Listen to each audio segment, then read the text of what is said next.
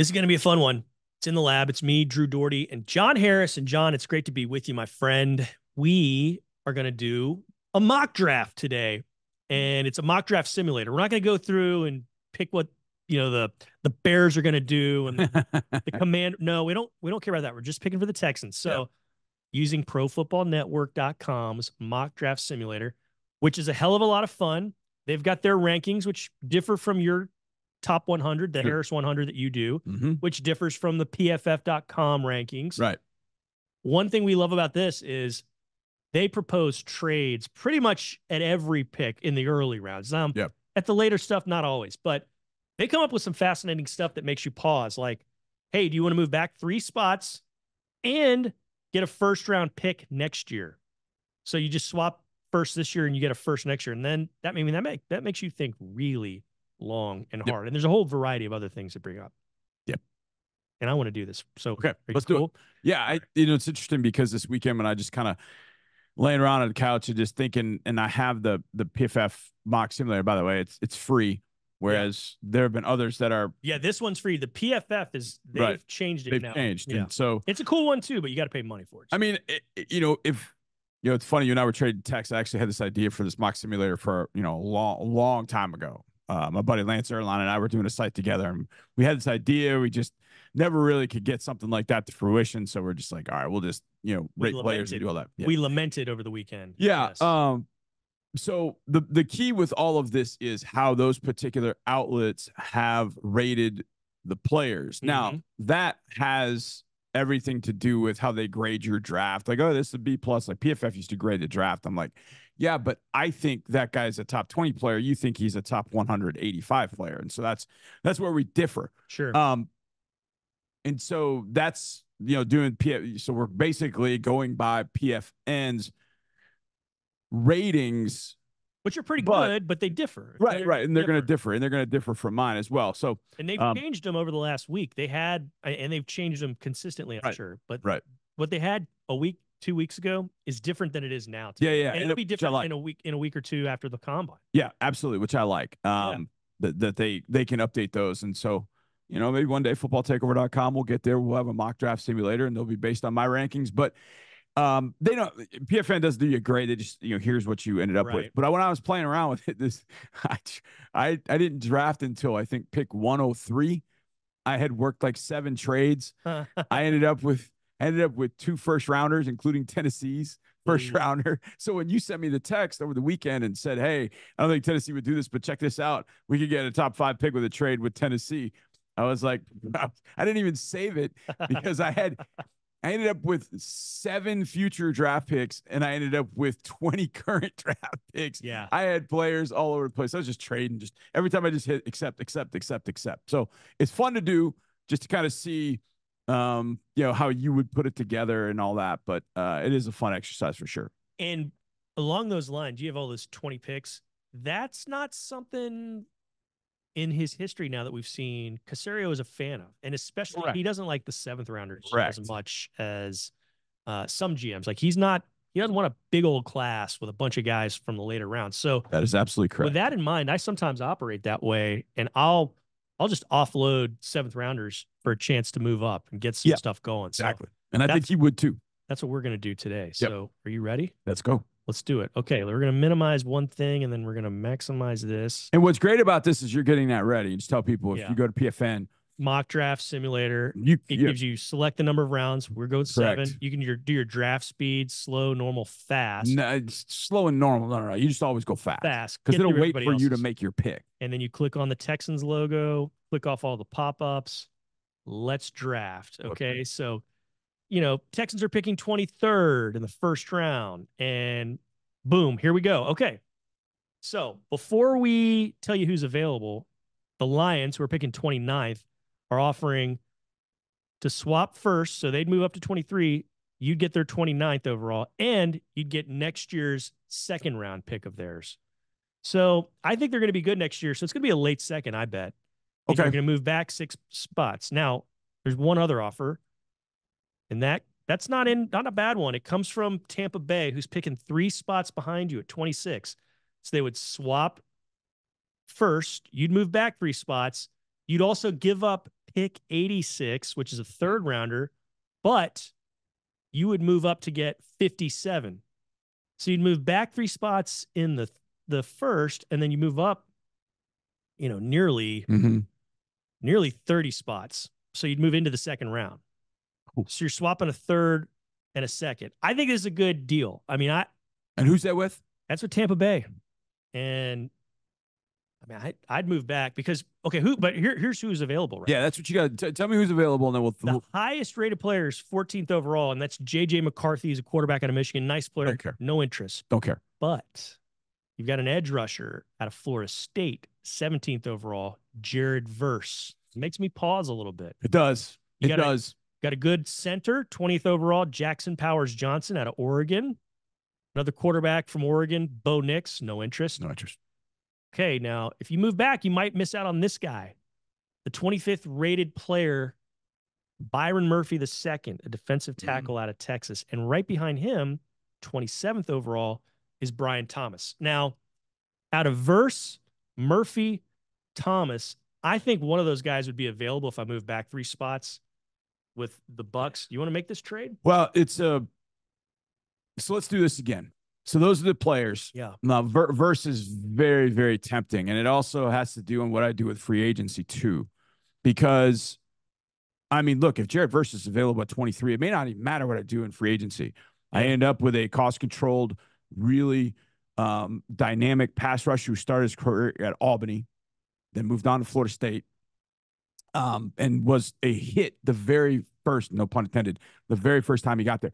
So this trade has to be really, really good because I might even, like I said, I don't even know what the Texans are going to do free agency. I have no idea what they're going to do with Jonathan Grenard. But if John does walk and move somewhere else, they're going to have a need at that particular position. I don't know what they'll do with free agency. I say even if Grenard stays, man, I wouldn't mind taking Verse. So let's look at that trade again. You're moving back 3. So, but look, what are the Bucks doing? Do they want a quarterback? Are they sticking with Baker Mayfield? Because McCarthy's available. Bo Nix is available. Right. Don't know what they care about on the offensive line. Behind you at 24 are the Cowboys. Right. They're probably not going to take those quarterbacks. No, but they'll probably take one of those defensive linemen. Yeah. Byron Murphy. One of them, at least. Yeah. And then you also have the Packers at 25. So I think there's a chance they could take a defensive lineman too. Mm-hmm. Mm-hmm. So it's a risky call right there. Let's roll the dice. Let's make the trade. Okay, we're going to accept accept the trade and hope that one of those guys is there. Here we go. All right. Jackson Powers Johnson was taken they moved up to take a center. Mm-hmm. Troy Fautanu was the Cowboys pick. Yeah, good player. So Jared Verse is still available because Byron Murphy got selected by the Packers. You're right. What you did was you played it the way that Nick talks about. He talks about players kind of in pods. Mm-hmm. When you're looking at, okay, what players can be available or what players do we like at those particular spots? How does that value match up? And that's what you're attempting to do. And so you did it. You looked at those 4 players and thought, okay, we're moving down 3 spots. Let's evaluate the trade. Pretty good return on the trade to move down just 3 spots. But are we going to miss out on all those players that we think are of good value? And now you've moved up, way up into the second round. Correct. So you've got 2 second rounders. So now you got 2 second rounders, and you have Verse on the board and Thomas. I'm going Jared Verse. Let's go Jared Verse. Well, hold on though. Oh, am I getting another trade offer? The Rams have offered pick 52, pick 83, and next year's second for this year's first and 244. That doesn't blow me over if you've got Jared Verse in front of me. But there's also another trade offer, and that comes from the Denver Broncos. This is interesting. They want 26 and pick 123, and they're going to give you pick 81, but next year's first and next year's second. Now they're getting rid of Russell Wilson. It's very tempting because you got a feeling that Denver's probably trying to reset this whole thing. Now, people thought that about us last year. We went 10-7, got to the division round of the playoffs. Yeah. Sean Payton won with a guy at quarterback that he didn't really care for. He gets a guy that he cares for. You know, who's to say? I can't pass on what we got. I know. Us. I like Verse. I want to have Verse. Yeah, it'd be nice to have a first rounder next year. We got our own first rounder next year, but let's go Jared Verse, Florida State. I think that's going to be a good fit. I think he fits this defense. Smart, hard playing, twitchy. We can play run and pass, and that's important. So let's go Jared Verse at number 23. I like it. I like it as well. I like it as well. Okay, now we're on the clock at 57th overall. Okay, so that's the pick we obtained from the Tampa trade, and correct? we also have 59. So it's us, the Browns at 58, and that's their first pick of the day. Okay, let's look at the deal. First pick of the day. Let's look at our deals. And 59. So 57, 59. We've got one offer, 57 and 235 for pick 108 of the Vikings, and then next year's second and next year's fourth. I don't know. On the board, you got. Nah, I don't like it. I don't like it. On the board, you got Michael Penix Jr. Nah. You've got like him. Next guy is Adisa Isaac. Oh, now we've already gone edge rusher. Adisa Isaac's a little good boy. He's a long, twitchy athlete. Yeah. But I don't like it because we already gone verse. All right, what else? All right, we get some interesting spots here. All right. There's about 7 guys I'm intrigued by. Texas tight end, Jatavion Sanders. Okay. All right. Washington wide receiver, Jalen Polk. Like him. Former Lufkin, Texas. Went to Texas Tech. Started his career there, then went on to Washington. My comp for him is a younger Robert Woods.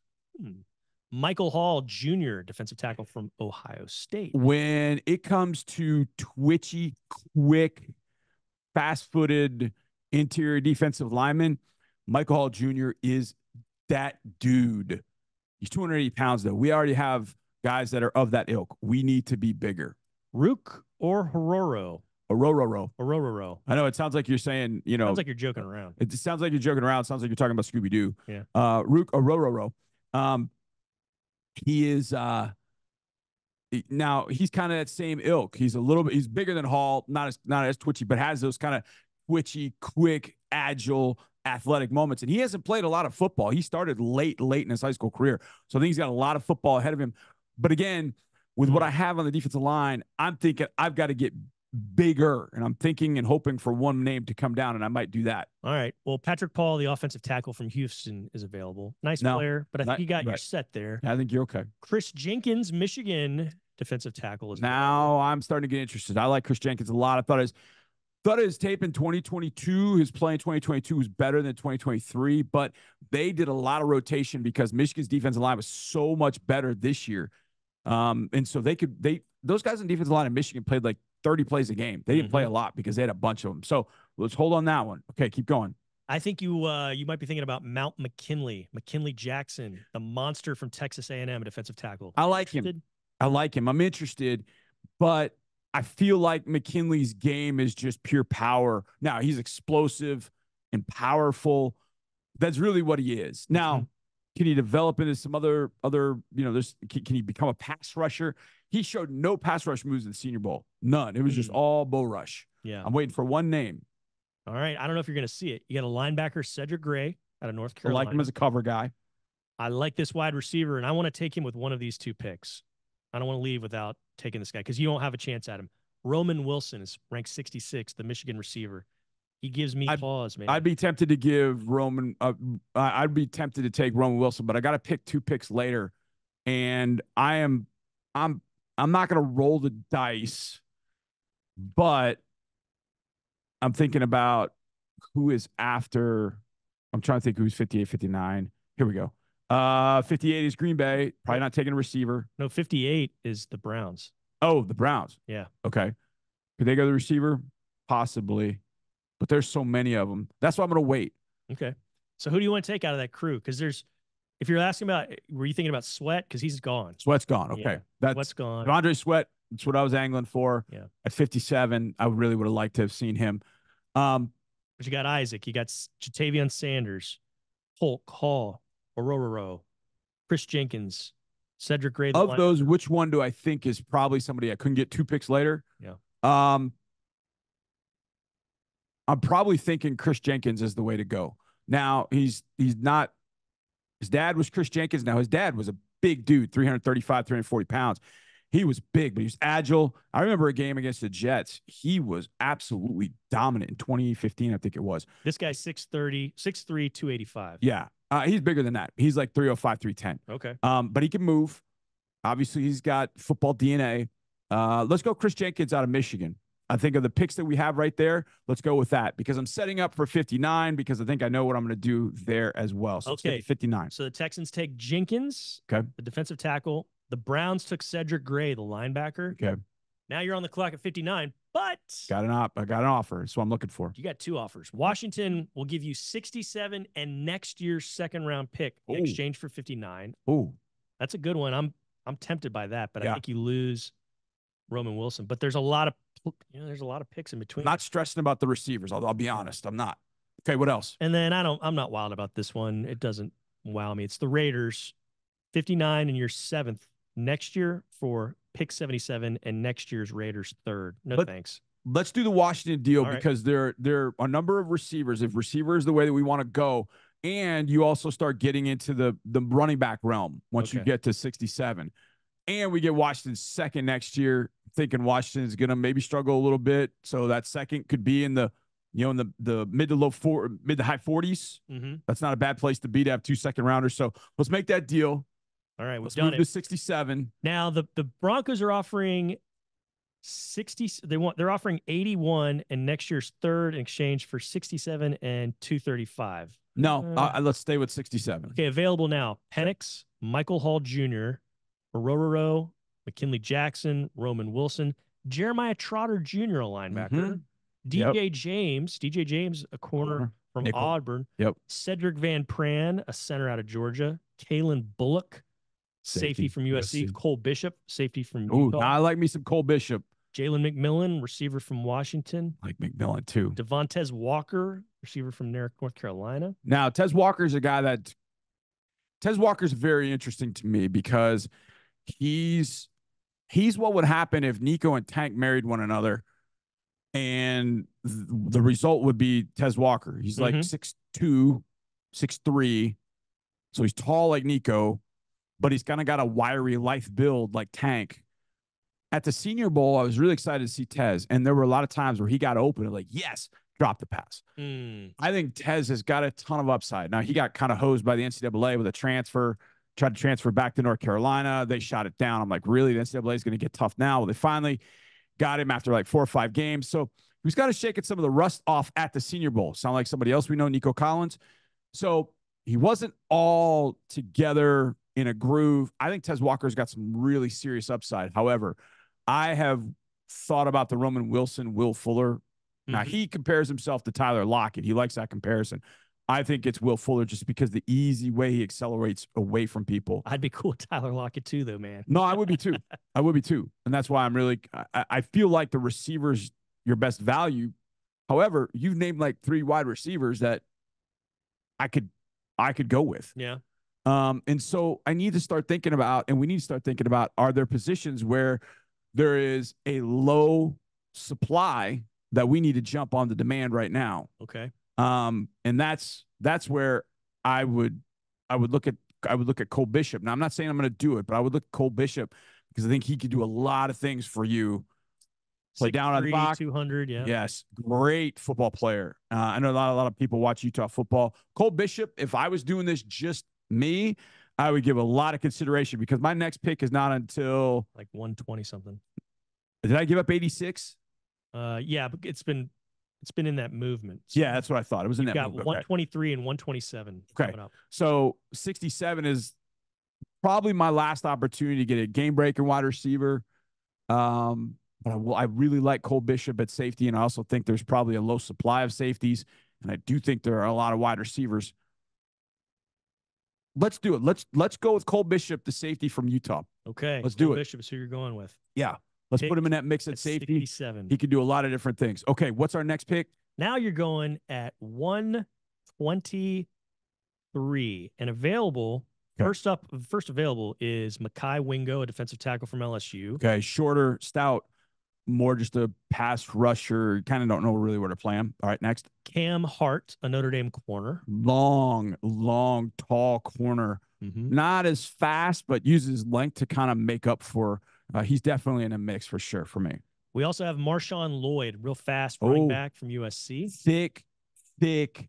Went to both USCs. Went to University of South Carolina. And then went to USC. I thought he actually played a little bit better at South Carolina, but there were some moments at USC where you started to kind of see what I think is the real him. He's definitely on the list. Next. You got Theo Johnson, tight end at Penn State. Got to consider him again. Go back to supply and demand. Tight ends, not a ton of them.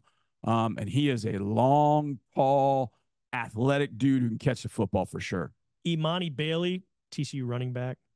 Tanner Bortolini, center from Wisconsin. Had a good Senior Bowl. I like him. Has some guard center, but you got plenty of those guys. Son of the GOAT, Brendan Rice, Jerry Rice's son. Yeah, from USC. Really intriguing prospect, and we have not gone wide receiver there. Boy, what are the two receiver prospects? You got Brendan Rice right there. And then he's not a receiver, but he's a dang big tight end, almost like 6'7", really, 260 out of TCU, Jared Wiley. I love Wiley. I really like Wiley. I don't know why Wiley has not gotten a bunch of acclaim. That could change soon. I love Wiley. In fact, I would probably think about doing Wiley at 123. Let's do it. Let's do it. Let's go. TCU, Jared Wiley. I like him. He was at Texas, went to TCU. He made a couple of really athletic catches at Senior Bowl. I think he is completely underrated. I think 123 is about, I probably have him just outside the 100, but I like him as a player.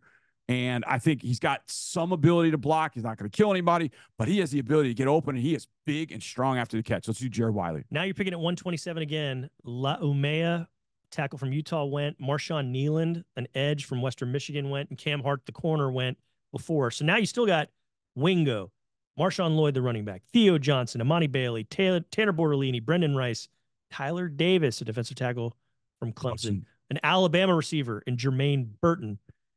And New Hampshire has a running back. Oh, it's not Chris. It's not John Perry. Nope. It's not the workout man to the stars. I can't remember his name right off the top of my head, but he was a great podcast listener. Not Chip Kelly, not Ryan Day. Yeah, but his name is Dylan Lobby. Keaton Oladapu, Oregon State. Now, I like Oladapu, but I already went and got to say to you, Cole Bishop. Jordan Jefferson's available? Oh, the defensive different one. Now, he had a really good Senior Bowl. I did not expect to see that from him at all, and he was really, really good. I would consider that. However, I want to go Lobby. Yeah. And here's my reasoning. Well, we have to tell you a funny story. So we go to Senior Bowl, and at the Senior Bowl, I had seen him play against Central Michigan, and it's against Central Michigan. Now, UNH is a FCS school, so they play a level down. So they go to Central Michigan. It's a money game. It's a guaranteed money game. I don't know how much they end up getting. They travel to Central Michigan. And this dude catches 12 passes for 295 yards. And he's what's his position say? Running back. However, he catches 12 for 295. And it's not just we're throwing swing passes, throwing screens. They put him in the slot. He ran slants. They threw him slot fades out of the slot. I'm like, good Lord. And this dude can run. So we get to the Senior Bowl. I'm excited to see him up close. This guy is a brick. He has got no body fat. Stud athlete. And he's wearing number 40. And so I wrote down on my notebook, literally, Austin Eckler meets Mike Allstott. So after practice, my buddy Lance Airline is talking to him. And so I just rolled up and just kind of joined in a conversation and started talking to him about, different things he could do. He already told Lance, hey, Lance asked him, hey, could you play in the slot? Like full-time slot receiver, do the Wes Welker thing. Just go in the slot and that's it. Yes. Absolutely. He said, I did it at UNH for a little bit. Yeah, I could absolutely do it. So I said, I came up with a comp for you. And I said, Austin Eckler meets Mike Allstott. He burst out laughing. And I was like, okay. I kind of thought it was funny too. He goes, no. He goes, my dad's favorite player. And the reason I'm wearing 40 today at the Senior Bowl is because of Mike Allstott. It's cool. I was like, whoa, man, that's really cool. So that would be my comp. Austin Eckler meets Mike Allstott. And he doesn't quite run like Allstott, but he'll break tackles. He's got quickness. He's got speed. I think he's going to probably run in a 4.4 range. So he's got long speed, and he is a great receiver. I think that would be a heck of a pick to add to the running back room and different from anybody else that the Texans have had. So you want slot receiver plus running back and all of it together. And a great kid. Okay. Great kid. Dylan Lobby, New Hampshire. Do it. Let's go. He's the pick at 127. Now you got to wait. You're going through the 5th round. Okay. Going through the 6th round because we've made some trades the Texans have, and you're getting to the 7th round. 7th round. Okay.